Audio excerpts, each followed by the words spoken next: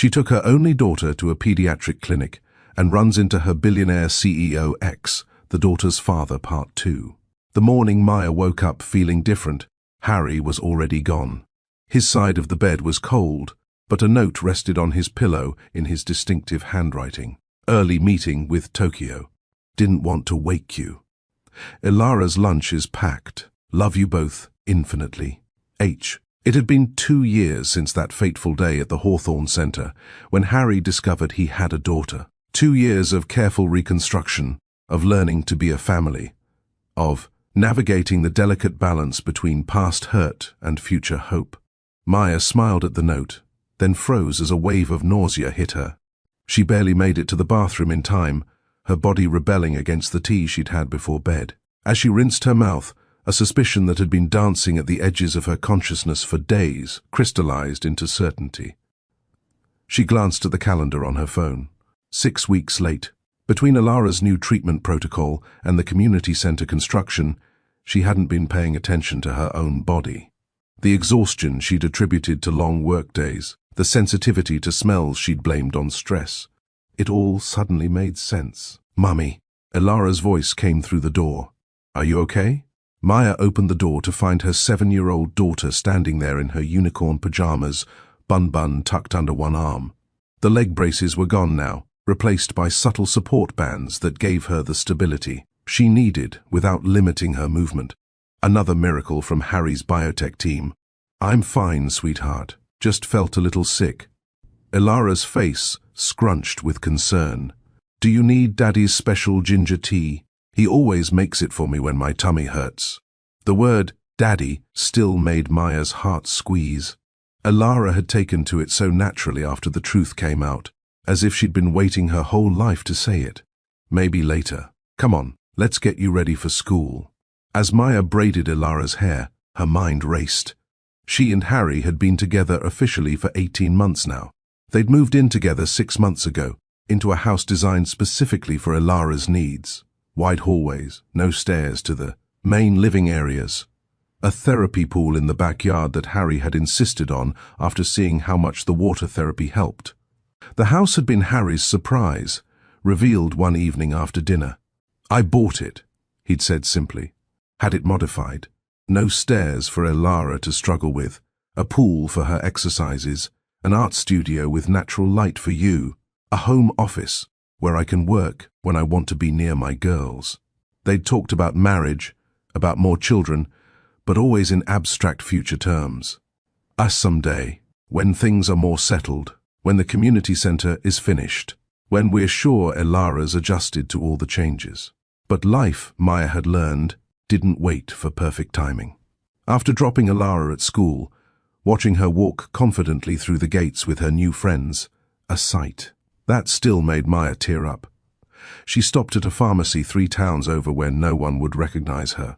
Seattle's elite had become very interested in Harry Hemsworth's personal life since news of his daughter had become public.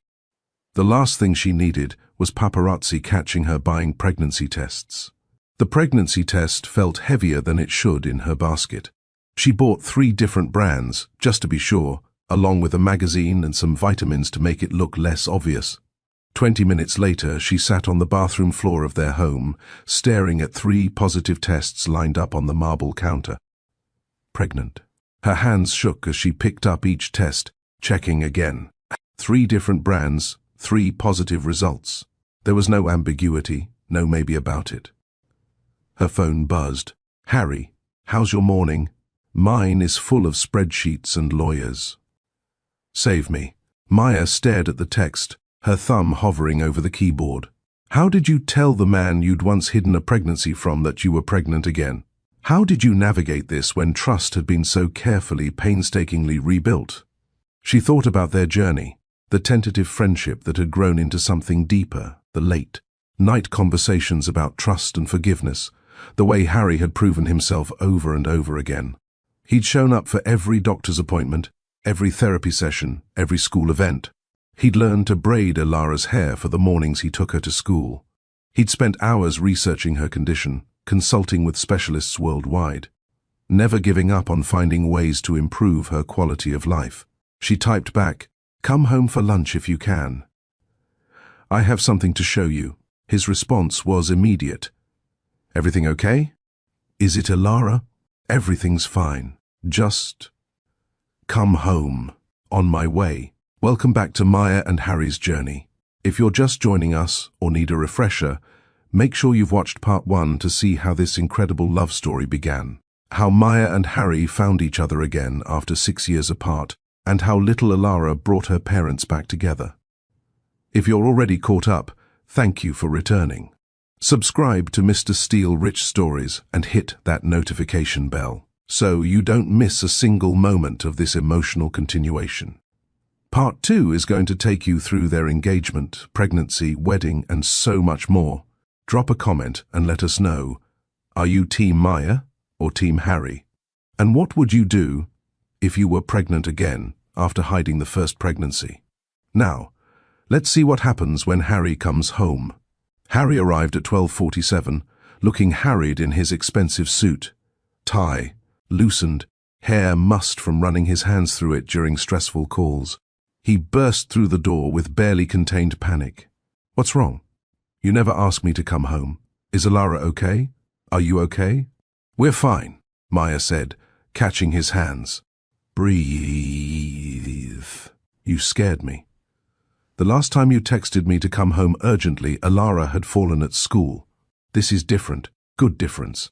I think. I hope. Maya, you're killing me here. She led him to the living room, pushed him gently onto the couch. Remember when we talked about having more kids? Harry went very still. His entire body tensed, his storm grey eyes widening. Yes? And remember how we said someday, when things were more settled? Maya. His voice was barely a whisper. She pulled the pregnancy tests from behind a throw pillow where she'd hidden them. Well, apparently our timeline just got accelerated. Harry stared at the tests in her hands. His mouth opened, closed, opened again. No sound came out. She watched emotions play across his face like a movie. Shock, disbelief, joy, fear, and then something that looked like awe. Say something, Maya whispered, her heart hammering against her ribs. You're pregnant? His voice cracked on the last word, sounding more like the 25-year-old she'd first fallen in love with than the confident CEO he'd become. About 6 weeks, I think. I haven't seen a doctor yet. I wanted to tell you first this time. No secrets, no hiding, no... Harry's lips crashed into hers, cutting off her rambling. The kiss was desperate, grateful, and overwhelming. When he pulled back, tears were streaming down his face.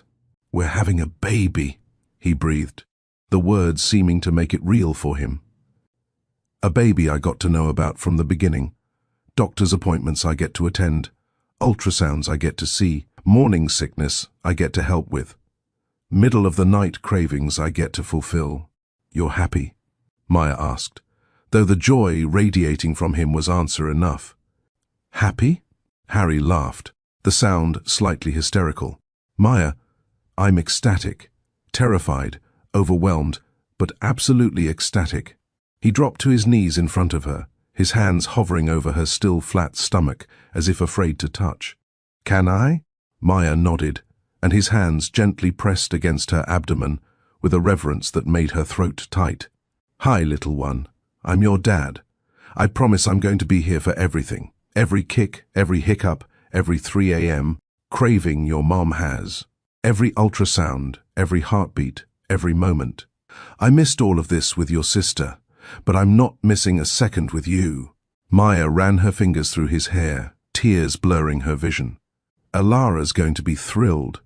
She's been asking for a sibling for months, drawing pictures of herself as a big sister. We should tell her together. Tonight, after dinner. Harry looked up at her, his face still wet with tears. Are you okay? How are you feeling? Do you need anything? Water? Food? Should you be sitting? Should you be lying down? Have you been taking prenatal vitamins? We need to find you the best obstetrician in Seattle. No, in the country. Maya laughed, the sound bubbling up from deep in her chest. Harry, breathe. I'm pregnant, not broken. Though I did throw up this morning, I'll make you my grandmother's ginger tea. It helped my mother during her pregnancies. He stood, then sat back down, then stood again, clearly not knowing what to do with himself. Should I call Dr. Thorne? He might know the best obstetricians. Or maybe we should go to the hospital now. Make sure everything's okay? Harry. Maya caught his face between her hands. We're okay. We'll make an appointment for next week. Right now, just be here with me. Process this. He sat back down, pulling her against him. I can't believe this is happening. After everything, we're having another baby. Together. That I know about from the start. I know the timing isn't ideal. The timing is perfect, Harry interrupted. Any time would be perfect because it's our baby. Our family is growing. They sat in silence for a moment, the weight of the news settling around them like a warm blanket. Maya, Harry said suddenly, his voice serious. I know this is sooner than we planned, but what? Harry stood, pulling something from his jacket pocket, a small velvet box that made Maya's heart stop completely. Oh my God, she whispered. I've been carrying this for 3 months, Harry admitted, his hands trembling slightly as he held the small velvet box. 3 months? Maya's voice came out as barely a whisper, her eyes fixed on the velvet box in Harry's trembling hands. 3 months, Harry confirmed, sinking to one knee in front of her. I've been waiting for the perfect moment. I carried it to Alara's school play, to our anniversary dinner, to the beach last weekend. But something always felt off. Too public, too rushed, too planned. But now, here, with you carrying our child. Maya, this is the moment. This is perfect. He opened the box, revealing a stunning ring that took Maya's breath away. It wasn't the massive diamond she might have expected from a billionaire. Instead, it was an elegant vintage piece. A center stone surrounded by smaller diamonds in an Art Deco setting that caught the afternoon light streaming through their windows, creating tiny rainbows on the walls. It was my grandmother's, Harry said, his voice thick with emotion. She left it to me before she died, told me to give it to the woman who made me want to be better than I was. She wore it for 63 years, through good times and bad, through arguments and reconciliations, through raising 3 children and losing 1. She told me real love wasn't about the perfect moments. It was about choosing each other through all the imperfect ones. Maya's hand flew to her mouth, tears spilling over. The ring was perfect. Understated elegance, timeless, nothing like the ostentatious jewelry she'd seen on other tech executives' wives at Harry's business events. My grandmother met you once, Harry continued, his eyes never leaving Maya's face. That weekend I brought you to the estate, right before everything fell apart. After you left, she pulled me aside and said, "That girl looks at you, like you hung the moon, and you look at her like she is the moon. Don't let your father's expectations eclipse that light." Harry. Maya's voice broke. I didn't listen.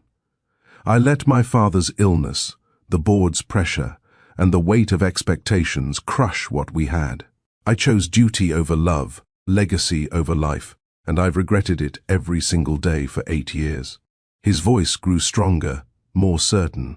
But Maya, these past 2 years have taught me something. Sometimes breaking apart is necessary for rebuilding stronger. We're not the same people we were at 25. We're better, stronger. We know what loss feels like, so we value what we have more. He took a deep breath, his grey eyes bright with unshed tears. Maya Jama, you are the mother of my children, the incredible daughter you raised alone, and the baby you're carrying now. You're the architect of dreams, literally and figuratively. You're the woman who taught me that strength isn't about never falling. It's about always getting back up. You've forgiven the unforgivable, trusted after betrayal, and loved despite every reason not to. Maya was crying openly now, not caring that her nose was probably red or that mascara was likely streaming down her cheeks. Marry me, Harry said simply. Not because you're pregnant, not because of Alara, not because it's the right thing to do. Marry me because I love you with a depth that terrifies me. Because I want to wake up next to you for the rest of my life. Because you make every day better just by being in it. Because I spent 6 years without you, and they were the emptiest years of my existence. Marry me because we've already been through the worst: separation, secrets, silence, and we chose to find our way back to each other. We've only been officially together for 18 months, Maya said weakly, her practical mind trying to assert itself even as her heart screamed, yes. We've been together for 8 years, Harry corrected, still on one knee, his leg probably going numb but showing no sign of moving, with a 6-year intermission that taught us both what we really wanted. Maya, I don't want to wait anymore. I've done enough waiting. We both have. I want you to be my wife. I want Oliver to grow up seeing his parents married, committed, choosing each other daily. I want Ilara to see that love sometimes takes a winding path, but it finds its way home. Maya thought about the past 18 months. The tentative coffee dates that turned into family dinners. Harry read Ilara bedtime stories, doing all the voices until she giggled herself breathless. The first time Ilara had called him Daddy without prompting, and how Harry had to excuse himself to cry in the bathroom. The way he'd learned every single detail about her condition, every medication, every exercise, every sign that she was having a difficult day. She thought about the quiet Sunday mornings with coffee and newspapers, Ilara drawing between them. The way Harry brought her favorite tea without being asked. How he'd hired the best specialists in the world for Ilara but always deferred to Maya's judgment. The nights they'd stayed up talking about the future, dreaming about the community center, imagining more children. She thought about trust, rebuilt brick by brick, love renewed day by day, a family, constructed from broken pieces that somehow fit together perfectly now. Yes, she whispered. Harry's eyes widened. Yes, you want to wait, or yes? Yes, I'll marry you, you impossible, wonderful man. Harry's hands shook as he slipped the ring onto her finger. It fit perfectly, as if it had been waiting for her all along, as if his grandmother had somehow known that one day it would rest on Maya's hand. The diamonds caught the light, but not as brightly as Harry's eyes when he stood and pulled her into his arms. He kissed her with 8 years of love poured into the contact, gentle but desperate, soft but certain, a kiss that tasted of tears and promises and forever. We're really doing this, he murmured against her lips. Marriage, another baby, the whole thing. Scared? Maya asked, pulling back to look at his face. Terrified, Harry admitted, his hands framing her face, but the good kind of terrified. The kind that means something amazing is about to happen. The kind I felt when I first held Ilara, when you let me back into your lives, when you trusted me enough to love me again. I never stopped loving you, Maya confessed. I tried. God, I tried so hard to stop. But you were always there, in the back of my mind, in the quiet moments, in Ilara's eyes every time she looked at me. I know the feeling, Harry said, pressing his forehead against hers. Victoria, my ex-wife, she said I was haunted by you. She was right. Every woman I met I compared to you. Every life milestone, I wondered what you were doing. Every time I saw a child of Ilara's age, I wondered if you'd had children, if you were happy, if you ever thought of me. Every day, Maya admitted. Every single day. They stood there, holding each other in their living room, the afternoon sun creating a golden glow around them. Maya could hear birds outside, the distant sound of a lawnmower, the normal suburban, sounds that seemed suddenly magical because this was the moment everything changed. We need to tell Ilara, Maya said finally. Tonight. We'll make her favorite dinner. Tell her about the baby first, then the engagement. Harry's eyes lit up. She's going to lose her mind with excitement. She's been dropping hints about wanting us to get married, Maya laughed. Last week she asked if she could start calling me Mrs. Hemsworth because it sounded better than Miss Jama. Smart kid, takes after her mother. Harry's hand moved to Maya's stomach again.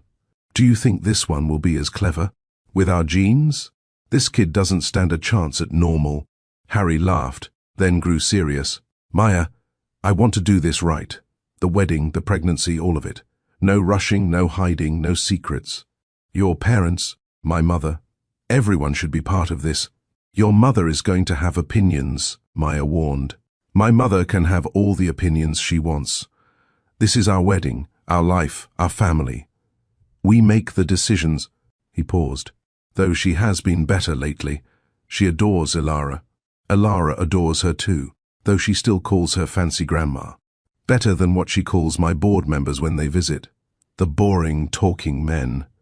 They laughed, and Maya felt lighter than she had in years. The secret was out, the future was set, and for once, the timing felt exactly right. Not perfect, but right for them.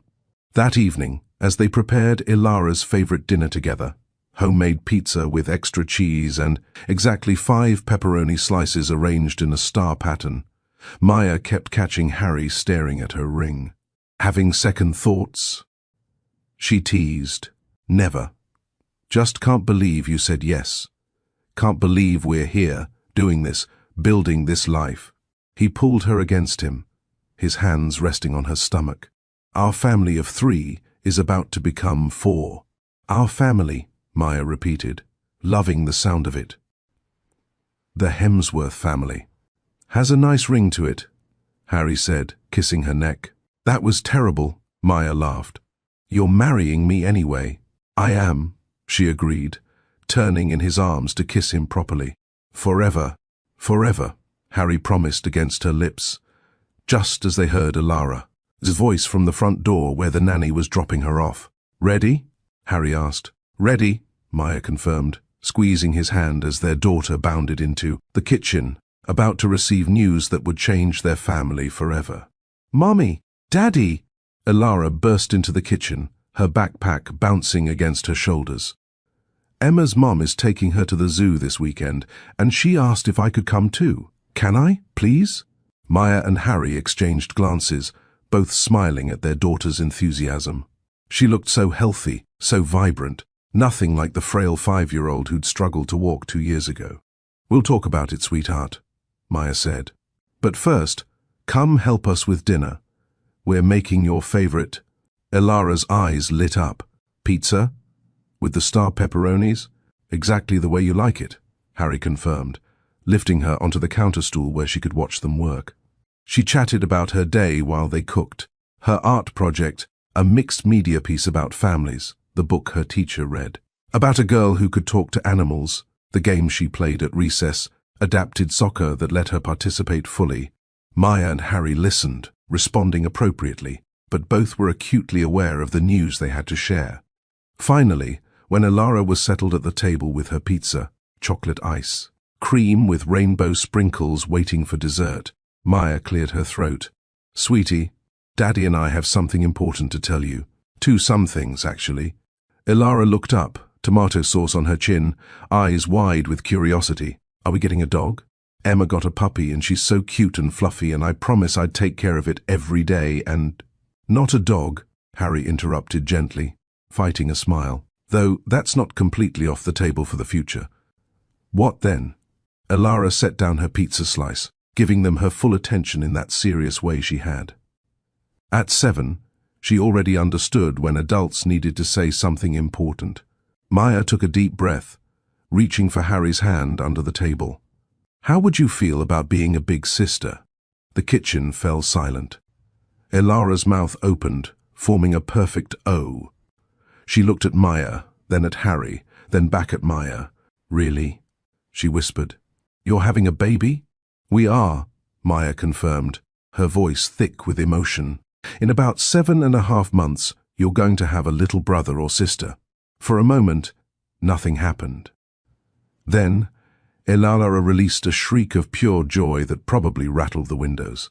She jumped off her chair, forgetting in her excitement to use the step stool, and threw herself at both of them.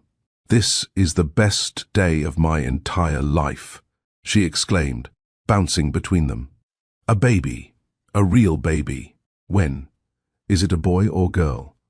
Can I help pick names? Where will the baby sleep? Can we share a room? I'll be the best big sister ever, I promise." "Slow down, sweetheart," Harry laughed, scooping her up. "We don't know if it's a boy or girl yet. The baby's still very tiny. We won't know for a few more months. But you'll find out, right? You're not going to do that thing where you wait until the baby comes out?" "We'll find out," Maya assured her. And yes, you can absolutely help with names. Elara's face scrunched in concentration. If it's a girl, maybe Rose, or Lily, or Princess Sparkle. Princess Sparkle? Harry raised an eyebrow. It's a beautiful name, Daddy. Very fancy. We'll keep that in mind, Maya said diplomatically. Elara was practically vibrating with excitement. Can I tell Emma? And Mrs. Chen next door? And Fancy Grandma? Oh, Fancy Grandma is going to be so happy. She's always saying she wishes she had more grandbabies. You can tell people, Maya said. But remember, the baby is still very small and growing. Sometimes things can go wrong early in pregnancies, so we're being cautiously happy right now. Nothing's going to go wrong, Elara said with the absolute certainty of a child. This baby is going to be perfect, just like our family. Harry's eyes met Maya's over Elara's head, both of them blinking back tears. There's one more thing, Maya said, her voice slightly shaky. She held up her left hand, the ring catching the kitchen light. Elara gasped. Is that a ring? Like a special ring? Daddy asked me to marry him today, Maya explained. And I said yes. If they thought Elara's first reaction was enthusiastic, it was nothing compared to this. She screamed again, this time jumping up and down so vigorously that Harry had to steady her. You're getting married? Like with a wedding? And a dress? And cake? All of those things, Harry confirmed. Can I be at the wedding? Please? I'll be so good. I'll practice walking in fancy shoes, and I won't complain even if my legs hurt, and I'll smile for all the pictures. Elara, sweetheart, of course you'll be at the wedding, Maya interrupted, pulling her daughter close. We wouldn't have it without you. You'll be our maid of honor. What's that? The most important person in the wedding besides the bride and groom, Harry explained. The person who stands with us while we make our promises to each other. Elara's eyes went wide. The most important person? Really? Really? You're what brought us back together, Harry said, his voice rough. You're the reason we're a family, so yes, you're the most important person. Elara threw her arms around his neck. This is the best day ever, a baby and a wedding. Emma is going to be so jealous. The rest of dinner was a blur of excited questions. Would there be flowers? What color would Elara's dress be? Could she help with the wedding cake? When was the wedding? Would the baby come before or after? Could the baby be in the wedding too if it came first? Maya and Harry answered as best they could, exchanging amused glances over Elara's head. They hadn't actually planned any of the wedding details yet. The proposal had happened mere hours ago, but Elara was already designing the entire event in her imagination. Finally, after ice cream and 2 more glasses of water to calm her excitement, Elara started to wind down. Can I call Fancy Grandma? She asked, stifling a yawn. She needs to know about the baby and the wedding. Maya checked her watch. It's pretty late, sweetie. How about we call her tomorrow? But she'll want to know now. Your mother is probably right, Harry said diplomatically. Besides, I think Mommy and I should tell our families ourselves first. Then you can share the news with your friends. Elara nodded, accepting this with surprising maturity. Okay, but can I draw a picture of what I think the baby will look like? Of course. But first, bath time. Do I have to? I'm not even dirty. You have tomato sauce in your hair, Maya pointed out. That's fashion, Mommy. Harry snorted, then tried to cover it with a cough. Maya shot him a look that said, You're not helping her. An hour later, Elara was clean, pajama-clad, and tucked into bed with Bun Bun. She'd drawn an elaborate picture of the family, stick figures of Maya, Harry, herself, and a tiny baby with a huge smile. You're going to be an amazing big sister, Maya said, kissing her forehead. I know. I've been practicing with my dolls. Elara's face grew serious. Mummy, will you and Daddy still love me the same when the new baby comes? Emma's brother said their parents loved his baby sister more because babies are cuter. Maya's heart clenched. She sat on the edge of Elara's bed, brushing hair from her face. Listen to me, sweetheart. Our love doesn't divide, it multiplies. We won't love you less. We'll love you the same amount. And we'll love the new baby too. There's always enough love. Promise? I promise. Cross my heart. Maya made an X over her chest. What about Daddy? Harry knelt beside the bed. Elara, you're my first, my miracle. The daughter I didn't know I had but who changed my entire life. No baby, no person, nothing in this world could ever make me love you less. You understand? Elara nodded, but her lip trembled slightly. Hey, Harry said softly, wiping away a tear that had escaped. When your mom and I got together, did I love her less because I also loved you? No. Exactly. Love grows. It doesn't shrink. And you know what else? What? This baby is going to be so lucky to have you as a big sister. You're going to teach them everything. How to be brave, how to be kind, how to draw amazing buildings, how to make Mummy laugh when she's sad. You're going to be their hero. Elara's tears turned to a watery smile. Really? Really. I promise. After several more reassurances and one more glass of water, Elara finally settled down to sleep. Maya and Harry tiptoed out, leaving her door cracked with the hallway light on, just the way she liked it. In the hallway, they sagged against each other. That went well, Harry said. Better than well. She's thrilled. Also terrified, we'll love her less. We handled it, Maya said. We'll keep handling it. That's what parents do. Harry pulled her close, his hand automatically moving to her stomach. Parents, plural. Still getting used to that. You're a natural. I'm winging it, and hoping I don't screw up too badly. Welcome to parenthood. That's everyone's strategy. They stood in the quiet hallway, listening to the house settle around them. Somewhere in the distance, they could hear Elara humming to herself. Not asleep yet, but content. We should call our families, Maya said reluctantly. Harry groaned. Can we wait until tomorrow? Your mother will never forgive us if she finds out from someone else. Valid point, but you're calling yours first. Maya pulled out her phone. Coward. Absolutely. Your parents love me. My mother still brings up the 6 years I missed at every opportunity. She's gotten better. She brought it up at last Sunday's dinner. Twice. Maya couldn't argue with that. Catherine Hemsworth had indeed mentioned, casually but deliberately, that she'd missed Elara's first words, first steps, first day of school. Taking a deep breath, Maya dialed her parents' number. Maya's mother answered on the second ring. Maya? Is everything all right? You never call this late. Everything's fine, Mum. Better than fine, actually. Maya settled onto the couch, Harry sitting close beside her, his hand finding hers. Is Dad there? I want to tell you both something. Robert, pick up the extension. Her mother called. There was a shuffling sound, then her father's voice. Maya, what's wrong? Why does everyone assume something's wrong? Maya laughed. I have good news. Great news, actually. You're pregnant, her mother said immediately. Maya's mouth fell open. How did you... A mother knows.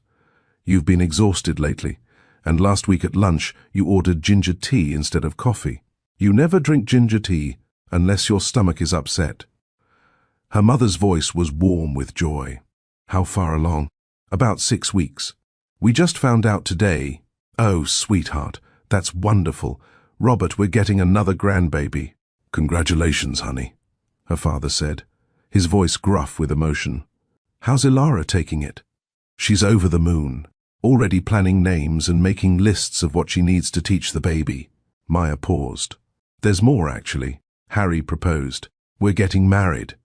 The line went silent for a moment. Mom? Dad?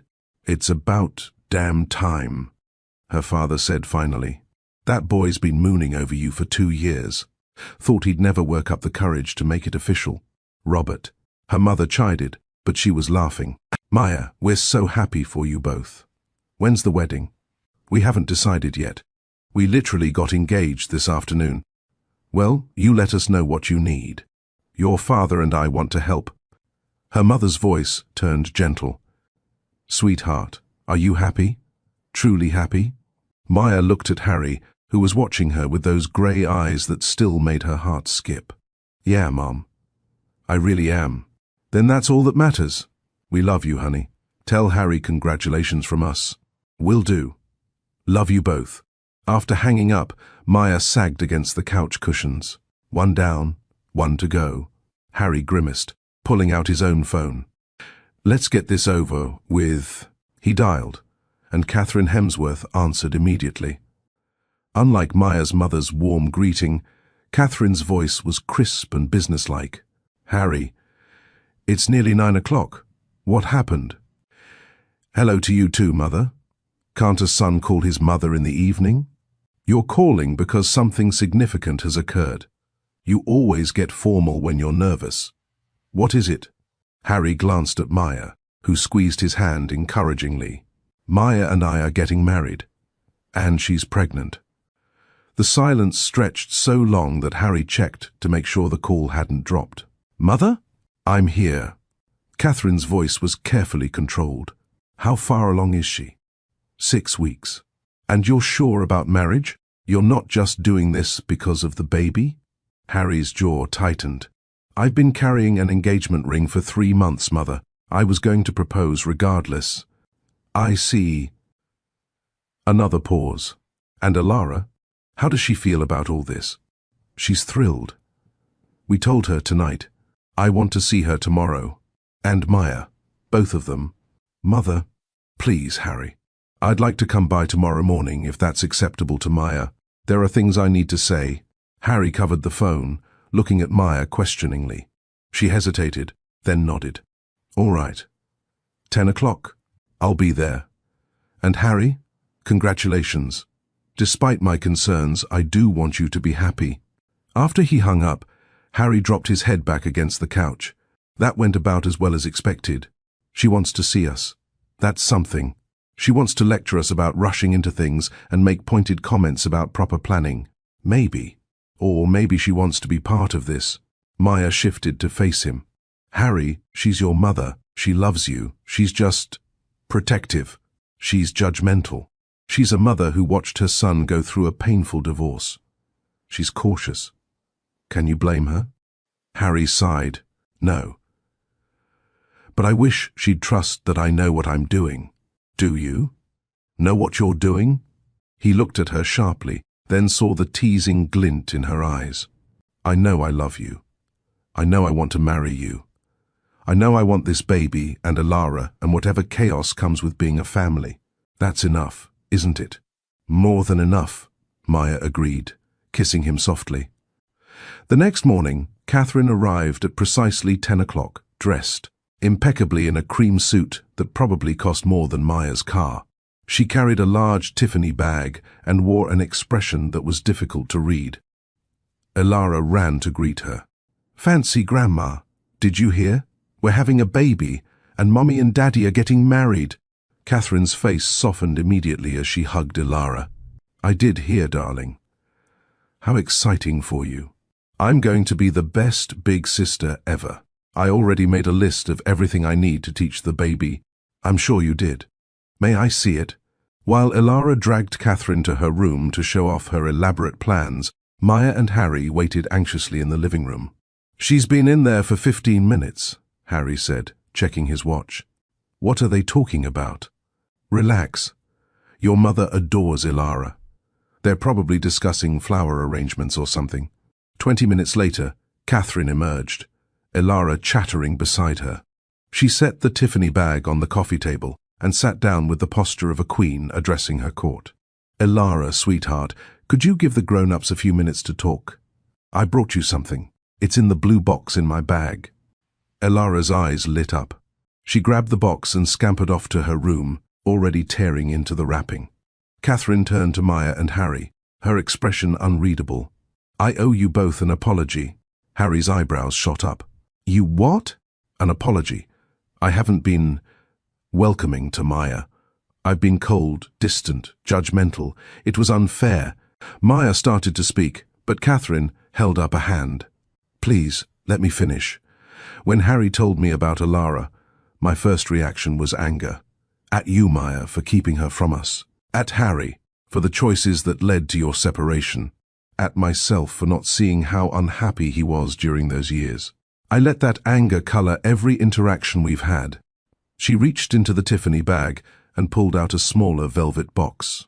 I've been watching you these past 2 years, Maya. I've seen how you've rebuilt trust with Harry, how you've included me in Alara's life despite having every reason to shut me out. I've watched you create a family from broken pieces, and I've been humbled by it. Catherine opened the box to reveal a delicate bracelet of interconnected gold links, each one attached but able to move independently. This was my mother's. She gave it to me when I married Harry's father, told me it would remind me that love requires both strength and flexibility. Each link is strong on its own, but together they're unbreakable. She said that's what families should be. Maya's eyes filled with tears as Catherine continued. I'd like you to have it, if you'll accept it. You're going to be my daughter-in-law, the mother of my grandchildren. I want to welcome you properly into this family. I know I should have done this sooner, but I was hurt and stubborn and—" her voice cracked slightly. "Afraid." "Afraid?" Harry asked softly. "Afraid of being hurt again. Of getting close to you and Maya and Alara, only to have it fall apart like it did before. Afraid that history would repeat itself, that you'd choose the company of a family like your father always did." Catherine dabbed at her eyes with a handkerchief. "But watching you with them, Harry, you're nothing like him. You've learned what he never could, that success means nothing without the people you love." Harry moved to his mother, pulling her into a hug. "I learned from watching what it cost you, Mother. The loneliness, the distance. I never want that for my family." Catherine composed herself, then turned to Maya. "Will you accept it? The bracelet, and my apology, and my promise to be better?" Maya stood, taking the bracelet with shaking hands. "Of course. Thank you, Catherine. This means more than you know." Catherine helped her fasten it around her wrist, the gold warm against her skin. "There. It suits you. My mother would have loved you. Your strength, your creativity, the way you love my son and granddaughter so fiercely. I wish I could have met her. She died when Harry was 15. Cancer. It was difficult." Catherine sat back down, her composure fully restored. "Now, let's discuss this wedding. December, you said?" "We were thinking of something small," Maya began cautiously. "Family and close friends. Intimate can still be elegant," Catherine agreed, surprising them both. "Have you thought about a venue?" "Not yet. We literally got engaged yesterday." "What about the estate?" Catherine suggested. "The gardens would be beautiful in December with the right lighting. We could set up heated tents, bring in portable heaters. It would be private, secure from photographers, and large enough to accommodate guests comfortably." Harry and Maya exchanged glances. They'd both been dreading the venue discussion, knowing Catherine would push for something grand. "That's actually a great idea," Harry admitted. "I have some experience with event planning," Catherine said dryly. "And before you worry, I'll help with arrangements, but this is your wedding, your decisions. I'm simply offering resources." "Thank you," Maya said sincerely. "We appreciate it." Alara burst back into the room, wearing the necklace Catherine had given her. A delicate silver chain with a small pendant shaped like a ballet dancer. "Look. Fancy Grandma says I can wear it to the wedding." "It's beautiful, sweetheart," Maya said. Catherine smiled at Alara, then turned back to Maya and Harry. "There's one more thing. The baby. Have you thought about healthcare? I know Dr. Thorne is excellent, but for obstetrics, I'd recommend Dr. Sarah Morrison at Seattle Grace. She handled several high-risk pregnancies in our family. Not that yours is high risk," she added quickly, "but given your age and Alara's history, you'll want someone experienced." "I'm 32, not ancient," Maya protested. "Of course not. But after 35 is considered advanced maternal age, and you'll be close to that by delivery. It's simply practical to have the best care available." Harry put a hand on Maya's knee, feeling her tense. "We'll look into it, Mother. Thank you for the recommendation." Catherine stood, gathering her things. "I should go. I have a lunch appointment. But Maya, I'd like to take you to lunch this week if you're available. Just the two of us. We should get to know each other better." Maya blinked in surprise. "I'd like that." Wonderful. I'll have my assistant call you with some date options. Catherine kissed Ilara's forehead, then surprised both Maya and Harry by kissing their cheeks as well. Congratulations, both of you. I truly am happy for you. After she left, Harry let out a long breath. Did that just happen? Your mother apologized, gave me jewelry, offered the estate for our wedding, and asked me to lunch. So yes, I think it did. She's never done anything like that before. Maybe she's trying to change, or maybe seeing us together, seeing how happy Ilara is, made her realize life's too short for grudges. Harry pulled Maya close. Or maybe you're just impossible not to love. Smooth talker. That's why you're marrying me. Ilara climbed onto the couch between them. Are you being mushy again? Maybe a little, Harry admitted. That's okay. Mushy means happy. She patted both their hands. We're all happy now, right? Maya and Harry exchanged looks over her head, looks full of love, hope, and the promise of a future they were building together. Yeah, sweetheart, Maya said, her hand resting on her stomach where their second child grew. We're all happy now. Isn't Catherine's transformation beautiful? From cold matriarch to loving grandmother. That's the power of forgiveness and second chances. If this story is touching your heart, smash that like button and let us know. In the comments, have you ever had to forgive a family member who hurt you? Was it worth it? Don't forget to subscribe to Mr. Steele Rich Stories if you haven't already. Maya and Harry's journey is just getting started, and you won't want to miss the community center opening, the wedding, and baby Oliver's arrival. Share this video with someone who believes families can heal, that grudges can be released, and that love is always worth fighting for. We'll see you in the next chapter. 3 weeks after the engagement, Maya sat in Dr. Sarah Morrison's office, staring at the ultrasound screen with tears streaming down her face. Harry gripped her hand so tightly she thought her fingers might go numb, but she didn't care. There, Dr. Morrison said, pointing to a tiny flickering spot on the screen. That's your baby's heartbeat. The sound filled the room. Rapid, strong, unmistakable.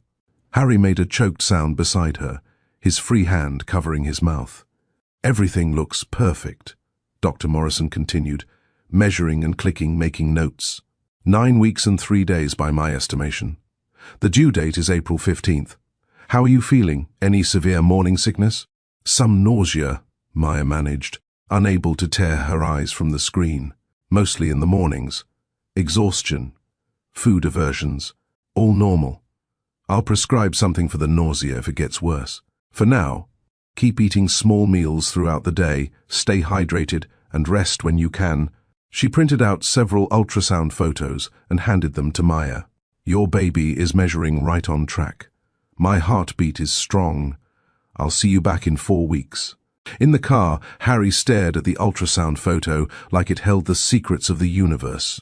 That's our baby. That tiny little blob is our baby. Tiny blob? Maya raised an eyebrow. Beautiful tiny blob. Perfect tiny blob. The most amazing tiny blob in the history of tiny blobs. Maya laughed, some of the tension leaving her shoulders. She'd been terrified something would be wrong, that karma would catch up with her for the years of secrets and lies. But the baby was healthy. Everything was perfect. We should show Ilara, Harry said, starting the car. She's been asking every day if we know anything new about the baby. They picked Ilara up from school, and she practically bounced out of the building when she saw them. You're both here. Did you go to the baby doctor? Did you find out if it's a boy or girl? Can I see pictures? Slow down, Maya laughed, helping her into the car. We went to the doctor, but it's too early to know if it's a boy or girl. We won't find out for another 11 weeks. 11 weeks? That's forever. But we do have pictures, Harry said, handing back the ultrasound photo. Ilara studied it intently, her face scrunched in concentration. Where's the baby? All I see is a blob. Harry caught Maya's eye in the rearview mirror and grinned. See? Blob. It's right here, Maya pointed. This tiny spot. The baby is still very small. Oh, I see it. Hi, baby. Ilara pressed her finger to the photo. I'm your big sister, Ilara. I can't wait to meet you. I'm going to teach you so many things. That evening, the ultrasound photo went up on the refrigerator, alongside Ilara's artwork and school papers. Maya stood looking at it, her hand on her stomach, when Harry wrapped his arms around her from behind. Penny, for your thoughts? Just thinking about how different this is from last time. Last time I was alone, terrified, trying to figure out how to tell you. Now we're doing this together. Together, Harry agreed, his hands covering hers. Every step. I promise. The community centre construction was in full swing, and Maya spent her days on site, clipboard in hand, watching her designs come to life. The morning sickness made early meetings challenging, but she powered through, fueled by crackers and determination. Harry had insisted on hiring an assistant project manager to handle the physical demands, which Maya had initially protested until she'd nearly fainted from exhaustion during a particularly hot afternoon. Now, she focused on design decisions and oversight, while others did the heavy lifting. The purple tiles for the pool arrived, Keisha said, appearing at Maya's elbow with a tablet full of photos. They're perfect. Ilara is going to lose her mind. Maya smiled, scrolling through the images. The therapeutic pool was taking shape, and the custom purple tiles, Ilara, specific request, gleamed beautifully even in the construction photos. Have you thought about the grand opening? Keisha asked.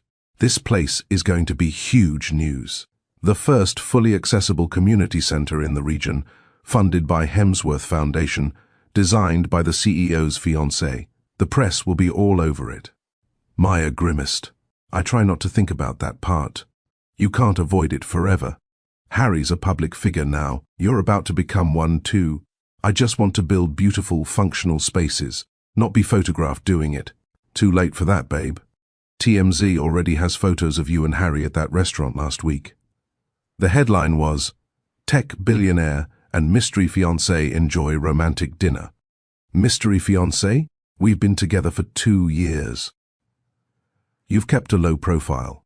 Most people don't know who you are. That's about to change. Keisha's expression softened. I'm not trying to stress you out. I just want you prepared. Once this centre opens, once the wedding happens, you're going to be in the spotlight whether you want to be or not. Maya knew she was right, but the thought made her stomach churn, and not from morning sickness. That night, she brought it up with Harry over dinner while Ilara was at a friend's house. Keisha says I should prepare for media attention. Harry set down his fork. I've been thinking about that too. I can hire a PR team to help manage it. Control the narrative, limit intrusive questions. I don't want to live like that, Harry.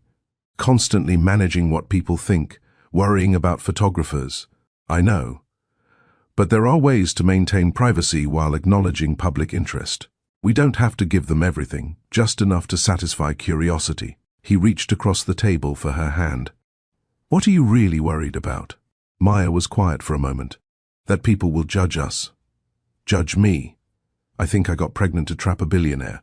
Think you're only with me because of Ilara. That our family will become tabloid fodder. Let them think whatever they want. We know the truth. Our family knows the truth. That's what matters. Easy for you to say. You're used to this. I'm really not, Harry admitted. I hate it. The constant scrutiny, the speculation, the invasive questions. But Maya, I'd endure 1,000 tabloid stories to have you and our children. You're worth any amount of uncomfortable attention. What about Ilara? And the baby? They didn't sign up for this. We'll protect them. Private schools, security when needed, boundaries with the press. Lots of public figures have children who grow up relatively normally. He squeezed her hand.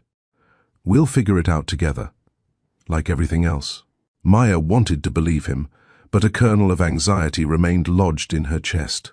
The lunch with Catherine happened on a sunny Thursday afternoon at an upscale restaurant overlooking the water. Maya arrived, nervous, unsure what to expect from this one-on-one time with her future mother-in-law. Catherine was already seated, looking elegant in navy blue, her silver hair perfectly styled. Maya, thank you for coming, she said, standing to kiss her cheek. A gesture that still felt surreal. They ordered. Salad for Catherine, soup and bread for Maya to settle her queasy. stomach, and made small talk about the weather and the community centre. Then Catherine set down her water glass and looked at Maya directly. "I want to tell you about Harry's father." Maya blinked in surprise. "Okay."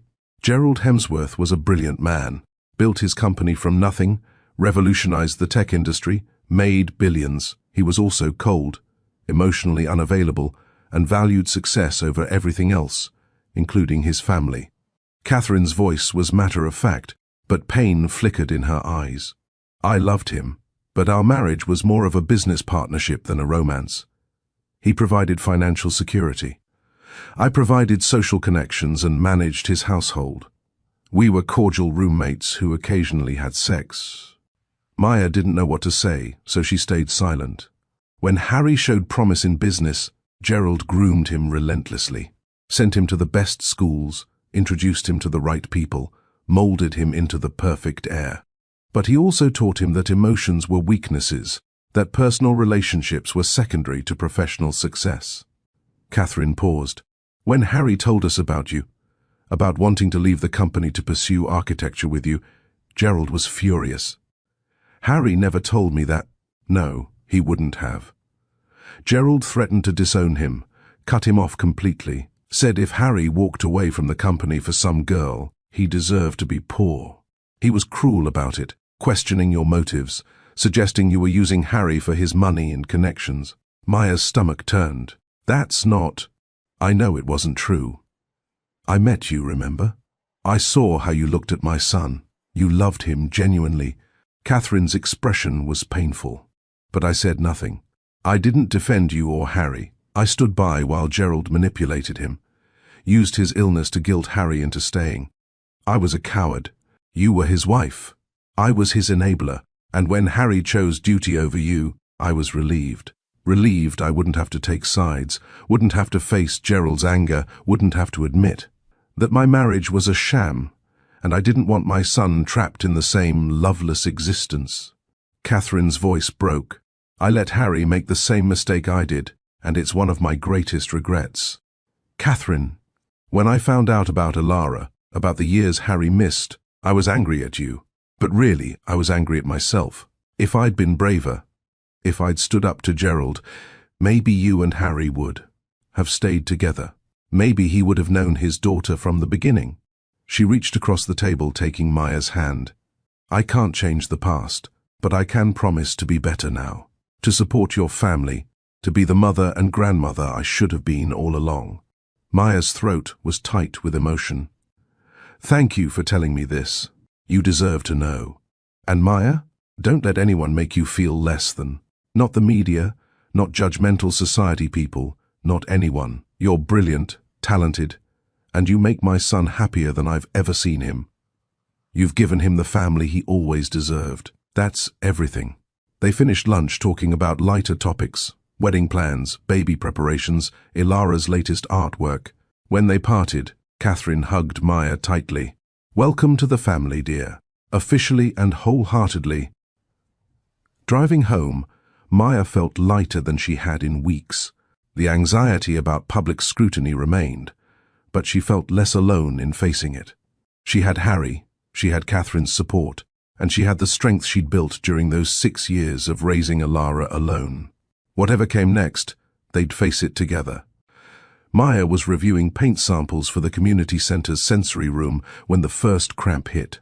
She gasped, dropping the color swatches as pain radiated across her abdomen. "Maya?" Her assistant project manager, Josh, was at her side immediately. "You okay?" "I'm fine, just a cramp." But even as she said it, another wave hit, sharper this time. "You're pale. When's the last time you ate?" Maya checked her watch. It was nearly 2 o'clock, and she'd skipped lunch, too absorbed in work. "I had breakfast. That was 7 hours ago. You're pregnant, boss. You need to eat regularly." Josh was already pulling out his phone. "I'm calling Mr. Hemsworth." "Don't." But another cramp cut her off, this one accompanied by a wave of dizziness. Josh caught her arm, guiding her to a chair, definitely calling him. 10 minutes later, Harry burst through the construction site entrance, still wearing his suit from a morning board meeting.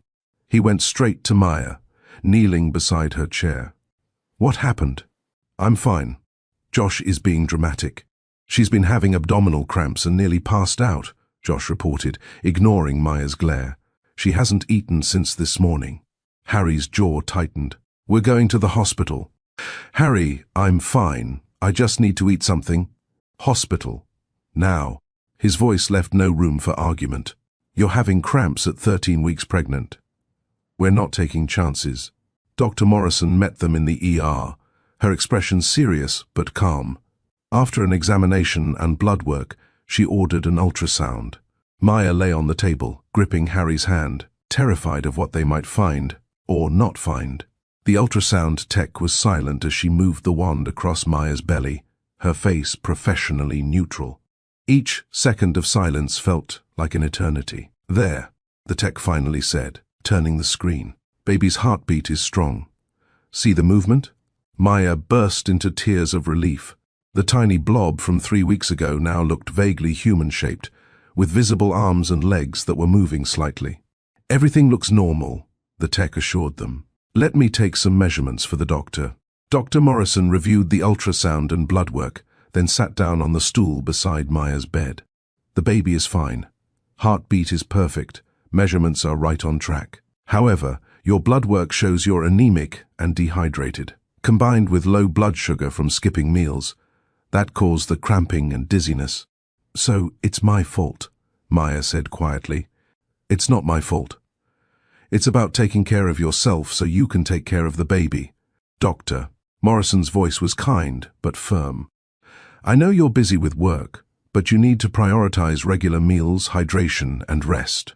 I'm prescribing iron supplements for anemia, and I want you to reduce your work hours." "I can't. The center opens in 6 months. Then you need to delegate more. Maya, you're growing as a human being. That takes enormous energy. If you don't slow down, your body will make you slow down in ways you won't like." She looked at Harry. "She needs support at home, making sure she eats, rests, and doesn't overdo it." "I'll handle it," Harry said firmly. After being released with instructions to rest for the remainder of the day, they drove home in silence. Maya could feel Harry's tension radiating across the car. "Say it," she finally said. "Say what? Whatever you're thinking." "You're gripping the steering wheel like you're trying to strangle it." Harry took a breath. "You scared me. When Josh called and said you were having cramps and looked pale, all I could think was that something was wrong with the baby, that I was going to lose you both. I'm sorry. I got caught up in work and forgot to eat. It was stupid." "It wasn't stupid. You're passionate about the center, and you want it to be perfect. I understand that. But Maya, you matter more than paint samples. You and the baby matter more than any building." "I know. I do. It's just, this center represents everything. Proof that I'm not just a billionaire's baby mama, or whatever the tabloids want to call me. Proof that I have value beyond being your partner." Harry pulled into their driveway and turned off the car, then turned to face her fully. "You think you need to prove your value? Don't you see how people look at me? At charity events, at business dinners. They're all wondering what you see in me, wondering if I trapped you with Ilara, or this pregnancy. The community center is mine, something I created. Proof that I'm more than just arm candy." "Maya," Harry's voice was painful. "You designed the Riverside Park that won 3 national awards before you even knew I'd funded it. You have a portfolio of incredible work. You don't need to prove anything to anyone, maybe not to you, but to everyone else." "Screw everyone else. Their opinions don't matter." "Easy for you to say." "No, it's not easy. I've spent my entire life being Gerald Hemsworth's son, living up to expectations, proving I was worthy of the company he built. I know what it's like to feel like you have to constantly justify your existence." He took her hand. "But I learned something these past 2 years. The people who matter, Ilara, you, real friends, they don't need proof. They just need you." Maya wanted to believe him, but the insecurity lingered. They picked up Ilara from school together, and she immediately noticed something was off. "Why are you both here? And why does Mommy look sad?" "Mommy had a little scare today," Harry explained. The baby is fine, but Mummy needs to rest more and take better care of herself. Ilara's eyes went wide. Is the baby okay? Are you okay? We're both fine, sweetheart, Maya assured her. I just forgot to eat lunch, and it made me feel sick. The doctor says I need to be better about eating regularly. I'll help, Ilara declared. I can remind you to eat. And I can make you snacks. Mrs. Patterson taught us how to make healthy snacks in life skills class. That would be very helpful, Harry said seriously. At home, Ilara took her new responsibility with utmost seriousness. She set timers on her tablet to remind Maya to eat every 3 hours. She prepared cut fruit and crackers, arranging them on plates with careful precision. She even made a chart to track Maya's meals. See? Breakfast, check. Snack, check.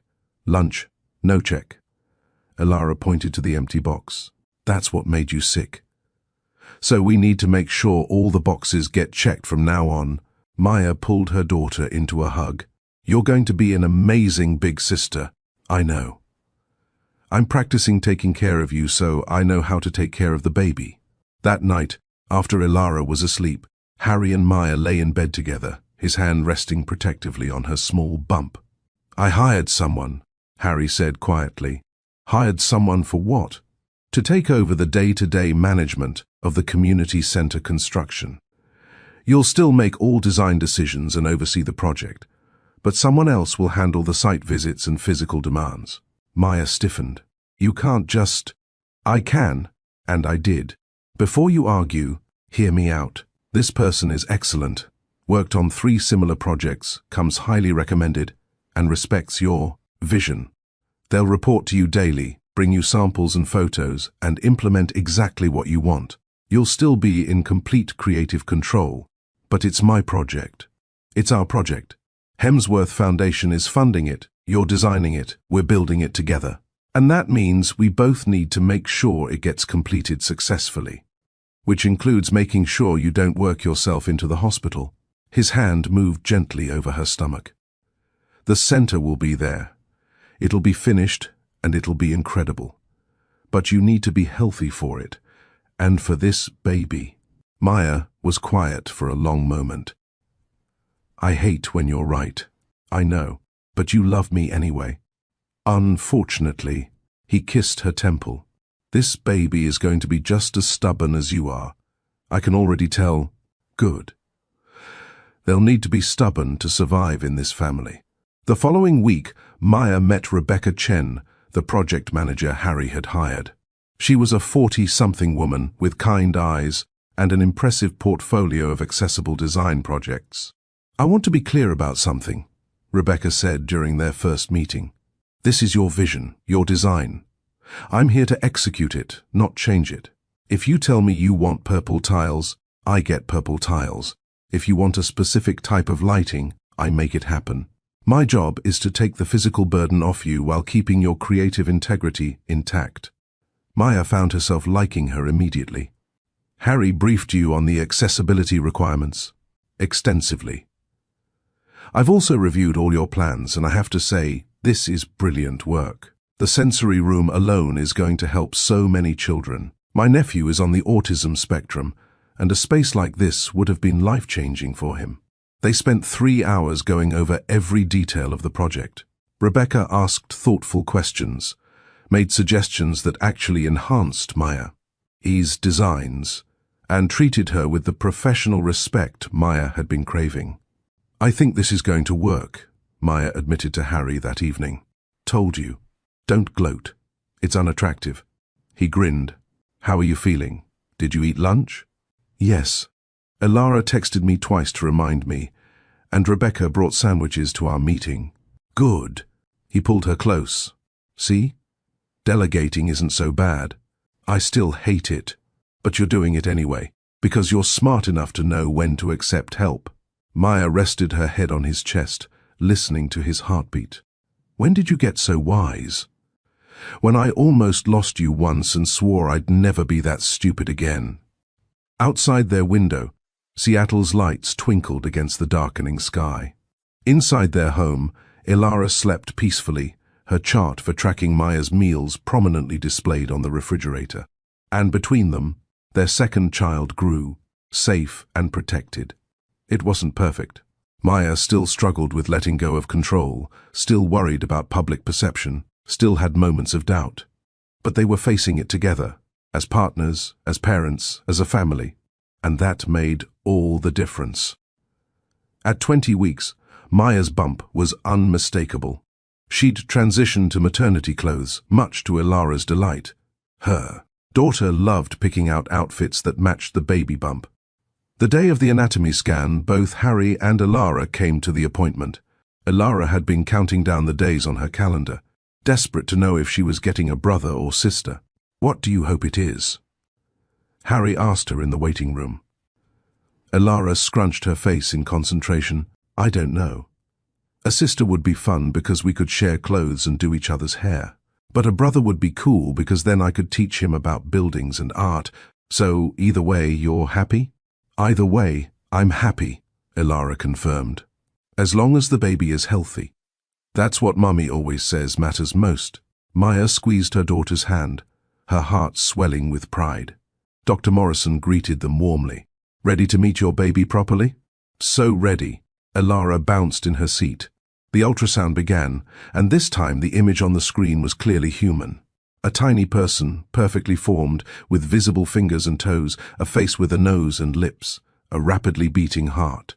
"Oh my God," Maya whispered, tears already streaming. Harry's grip on her hand was crushing, but she didn't care.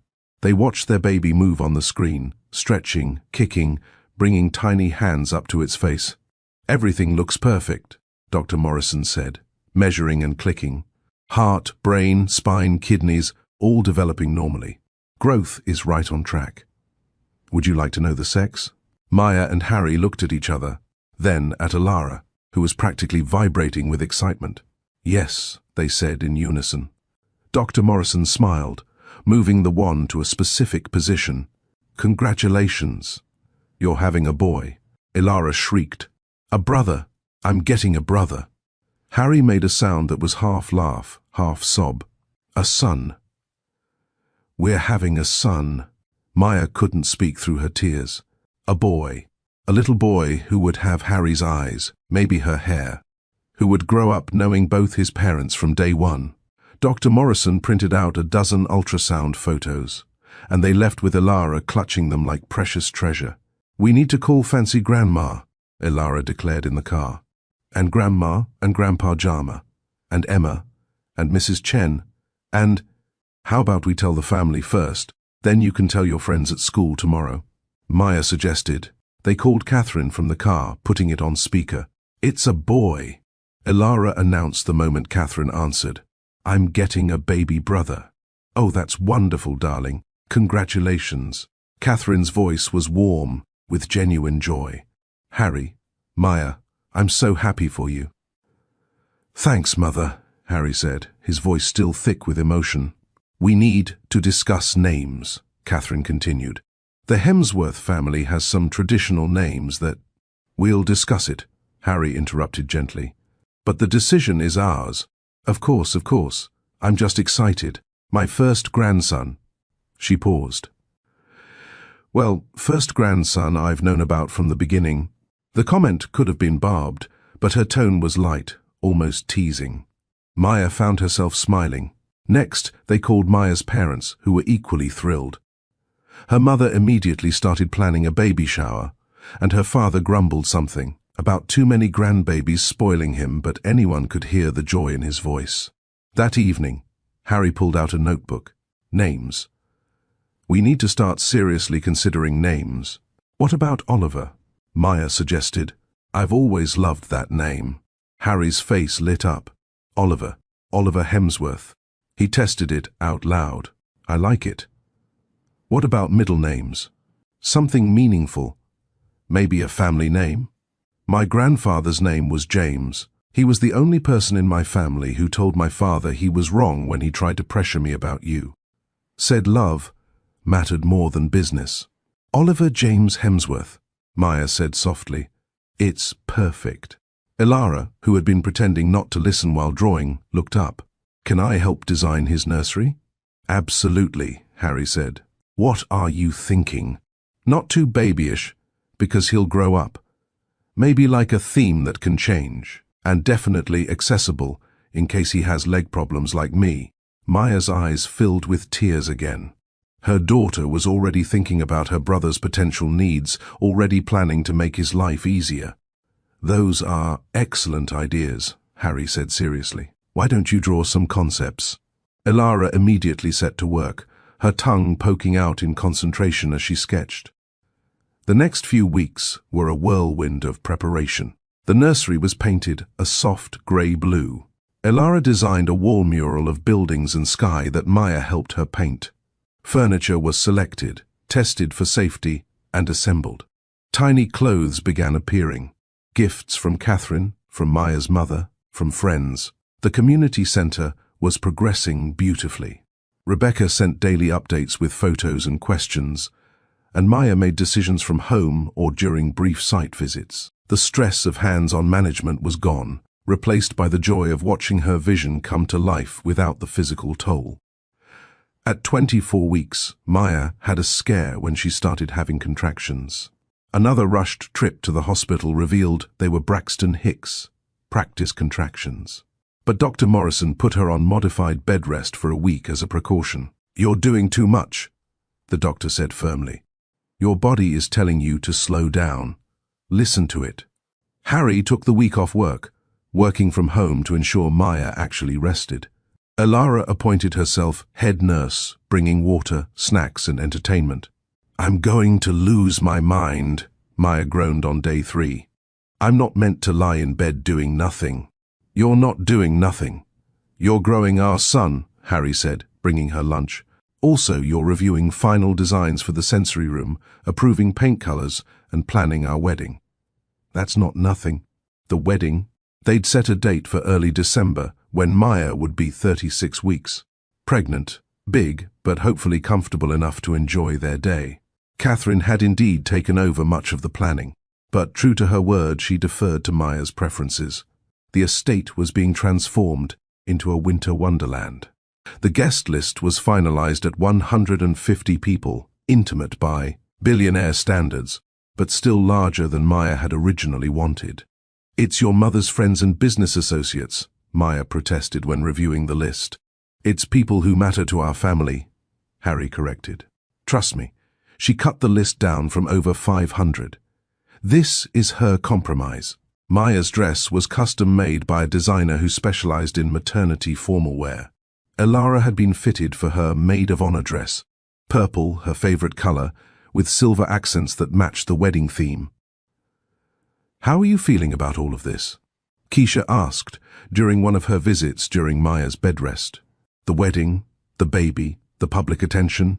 Terrified, excited, overwhelmed.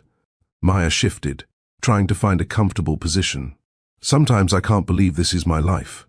2 years ago, I was selling my grandmother's jewelry to pay for Elara's medication. Now, I'm marrying a billionaire and planning a wedding that costs more than I used to make in 5 years. You know the money doesn't matter to him, right? Harry would marry you in a courthouse in sweatpants if that's what you wanted. I know. But it matters to everyone else. The judgments, the assumptions about why we're together. Let them assume. You know the truth. Your family knows the truth. That's what matters."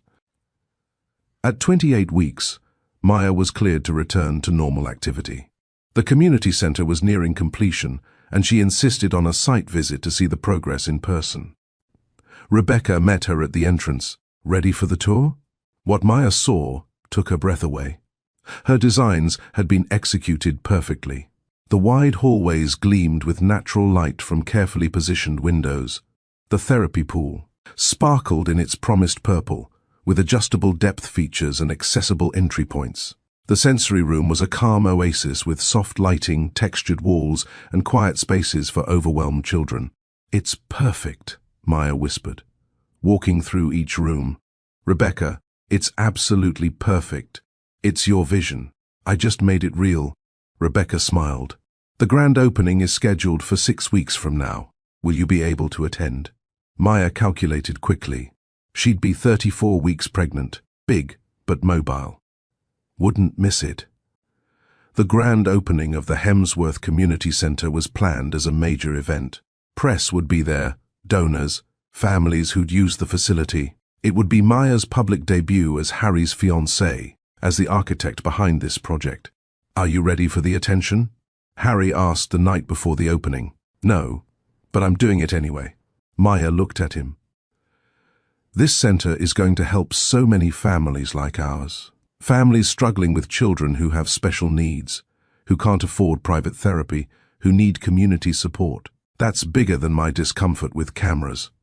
Harry pulled her close, mindful of her belly between them. "I love you. Have I mentioned that today?" "Only 3 times." "You're slipping. Let me remedy that. I love you, Maya Jama. Soon to be Maya Hemsworth, mother of my children, architect of dreams, the strongest person I know. Laying it on a bit thick, aren't you? Just getting started. You're also beautiful, brilliant, compassionate." She kissed him to shut him up, laughing against his lips. "I love you too, you ridiculous man." Elara appeared in the doorway, already in her pajamas. "Are you being mushy again?"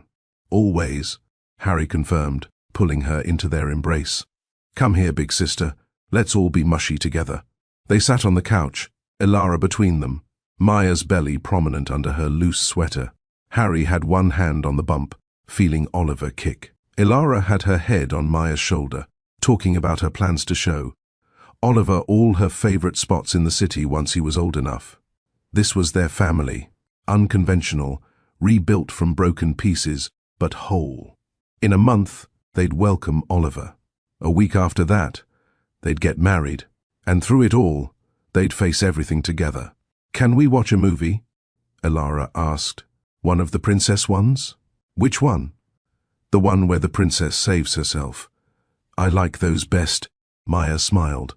Her daughter was learning the right lessons. That strength came from within. That love was a choice. That family was built through commitment and care. "That sounds perfect," Maya said, settling in for an evening of animated princesses. Pregnancy kicks, and the quiet contentment of being exactly where she belonged. The community center's grand opening exceeded every expectation. Over 300 people filled the space. Families with special needs, children, donors, press, and city officials. Maya stood beside Harry, her hand resting on her prominent 34-week belly, watching children explore the spaces she'd designed. A little girl in a wheelchair squealed with delight as she navigated the wide hallways independently. A boy with autism found peace in the sensory room, his mother crying tears of gratitude. Elara gave tours to other children, proudly explaining that her mom had designed everything to help kids like me.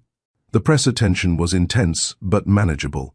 Harry's PR team had prepared her well, and she found herself speaking confidently about accessible design, about the importance of inclusive spaces, about how her own daughter's journey had inspired this project. "How does it feel, seeing your vision come to life?" a reporter asked. Maya looked around the center, at the purple therapy pool where children were already playing, at the adaptive art room buzzing with creativity, at families finding community and support. "It feels like coming home," she said honestly. "Like everything in my life led to this moment." That night, exhausted but exhilarated, Maya sat with Harry reviewing photos from the event. "1 month until Oliver arrives," Harry said, his hand on her belly. 2 weeks until we get married. Are you ready?" "For which part?" "All of it. Marriage, baby. Becoming a family of 4 officially." Maya thought about their journey. The pain of separation, the miracle of reunion, the careful rebuilding of trust. She thought about Elara's joy at becoming a big sister, about Catherine's transformation from cold matriarch to loving grandmother, about the community center that would help countless families. "I'm ready," she said. Scared, excited, overwhelmed, but ready. "We've been through worse and survived. We can handle anything now." "Together," Harry confirmed. "Always together." As they prepared for bed, Maya felt Oliver kick strongly against her ribs. In 2 weeks, she'd marry the man she'd loved for nearly a decade. In 4 weeks, she'd hold their son. Their family, complicated, unconventional, and absolutely perfect, was almost complete. The hardest parts of their journey were behind them. Ahead lay only joy, growth, and the beautiful chaos of loving each other through whatever came next. The December morning of Maya and Harry's wedding dawned crisp and clear with frost, sparkling on the grounds of the Hemsworth estate like nature's own decoration. Maya woke at dawn, her 36-week belly making comfortable sleep nearly impossible. "Can't sleep?" Harry's voice came from beside her. "Aren't you supposed to be in the guest house? Bad luck to see the bride before the wedding? That's superstition. Besides, we're already having a baby together. I think we've bypassed traditional wedding rules." He propped himself up on one elbow, looking at her in the dim morning light. "How are you feeling?" "Huge, nervous, happy, terrified. I'll go into labor in the middle of our vows. Dr. Morrison said it's unlikely. You're not dilated. Oliver is measuring perfectly, and first babies, well, second babies in this case, rarely come early. Tell that to my anxiety." Harry leaned over, kissing her belly. "Oliver, your mom and I are getting married today. Please stay put for just a few more hours. Then you can make your dramatic entrance whenever you want." Maya laughed, running her fingers through his hair. "Negotiating with the unborn. That's a new parenting strategy. Whatever works." A soft knock interrupted them. "Mommy? Daddy? Can I come in?" "Come in, sweetheart," Maya called. Ilara burst through the door, already wearing her purple maid-of-honor dress despite the early hour.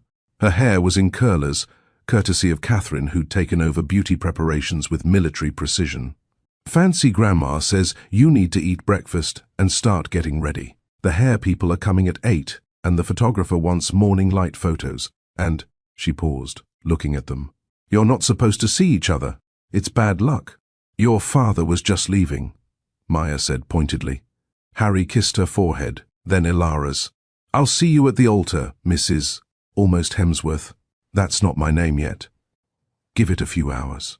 The morning passed in a blur of preparation. Catherine orchestrated everything with the efficiency of a 5-star general. Hair was styled, makeup applied, the dress, a stunning ivory gown with lace sleeves, and an empire waist that accommodated Maya's belly beautifully, was carefully put on.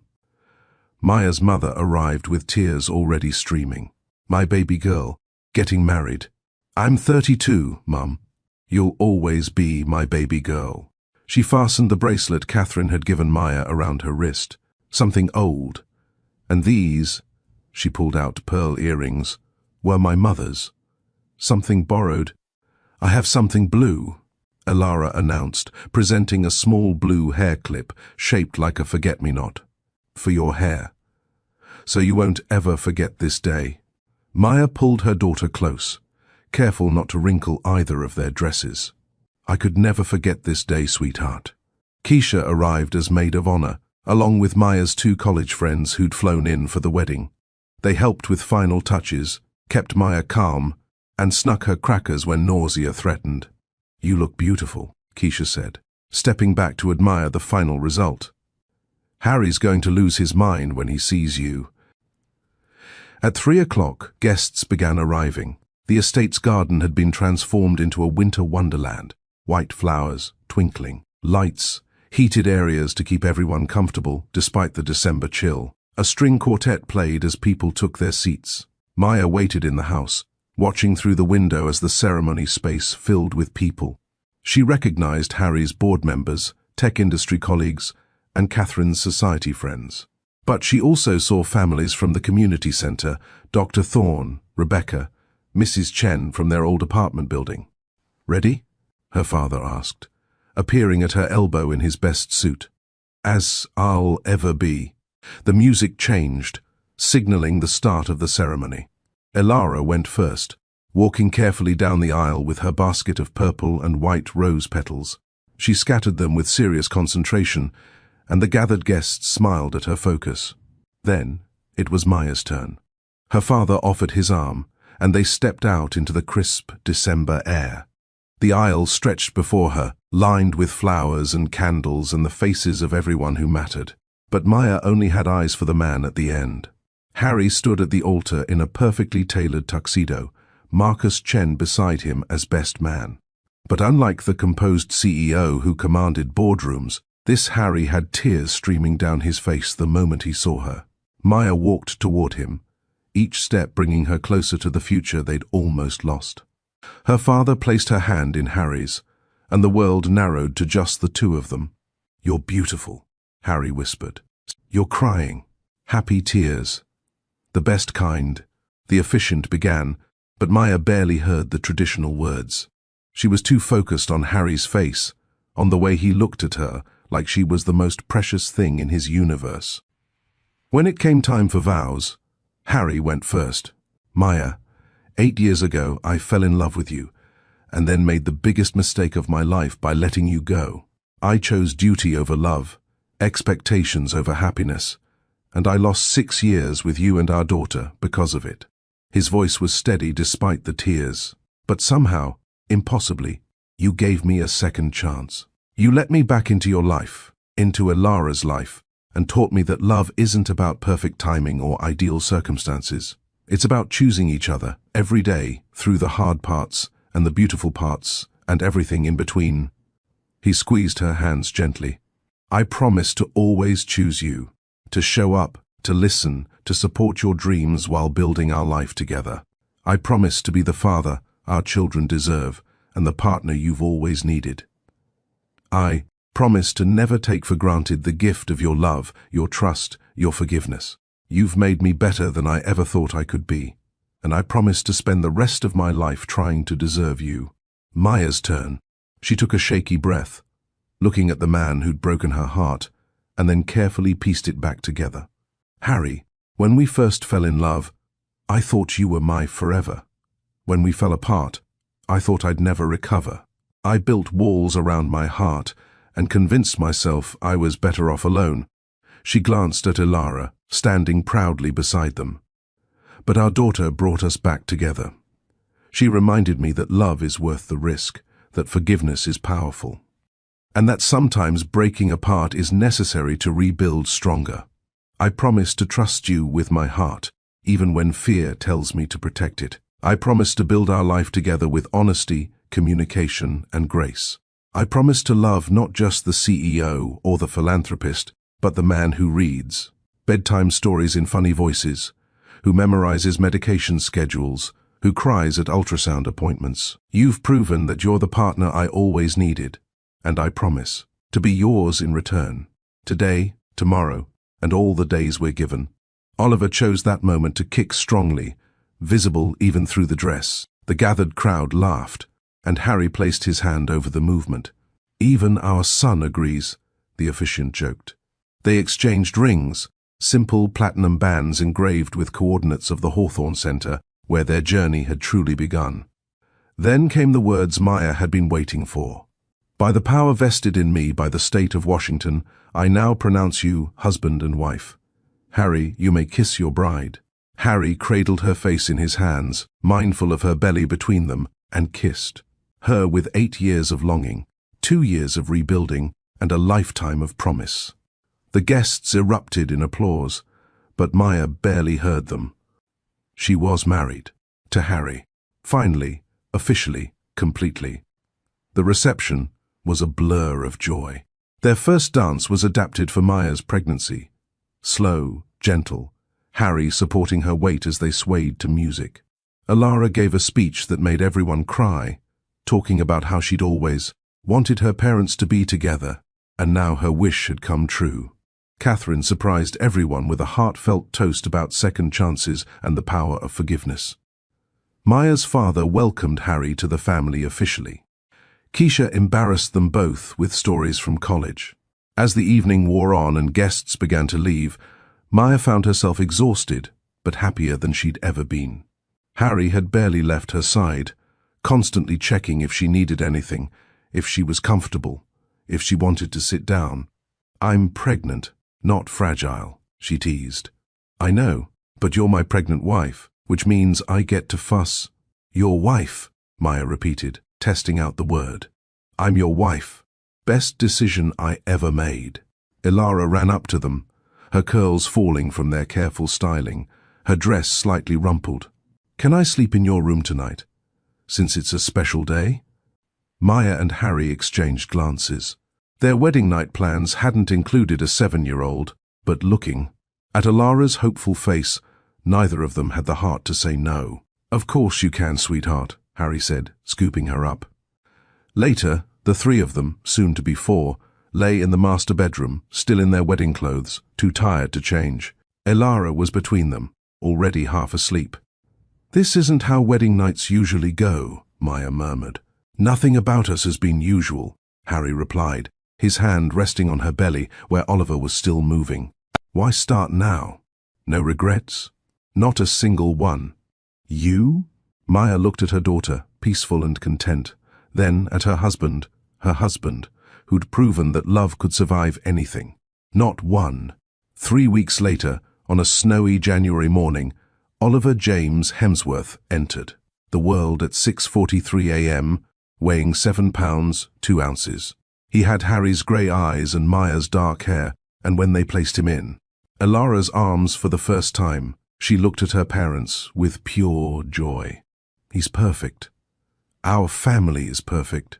Harry's arm was around Maya's shoulders, his other hand gently touching Oliver's tiny fingers. "Not perfect, but ours. And that's better." Maya leaned into her husband, watching their children, their daughter, who'd brought them together, their son who represented their future. The journey had been painful, complicated, full of mistakes and missed time.